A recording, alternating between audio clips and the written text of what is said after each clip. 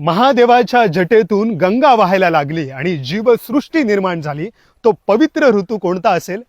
निसर्गाच्या पुनर्जन्माचा हा पवित्र काळ म्हणजे श्रावण. म्हणूनच आपल्या संस्कृतीत श्रावणात जल, जंगल आणि जमिनीची पूजा करतात. कशी ते बघा. भारतासाठी पाऊस अडवणाऱ्या सह्याद्रीतल्या मान्सून माउंटन्सवरील जंगल म्हणजे जणू शंकराची जटा. म्हणून सगळ्यात पहिली पूजा जंगलाच्या राखणदाराची, नागदेवाची. कोकणात नागाच्या वारुळ्याला सातेरीच्या रूपात पुजतात, कारण ती सगळ्यात फर्टाईल सॉइल आहे ज्यावर श्रावणात अळमी फुलतात. एक असं फंगस जे फर्टिलिटीचं प्रतीक आहे.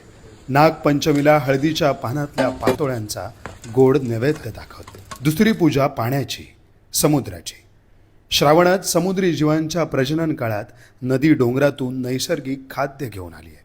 पौर्णिमेला नारळ वाहून समुद्राला देव मानणारे आम्ही कोकणी त्याच्या पोटातल्या जैवविविधतेला क्रूरपणे संपवणार नाही म्हणून आम्ही ओढतो पारंपरिक रापण.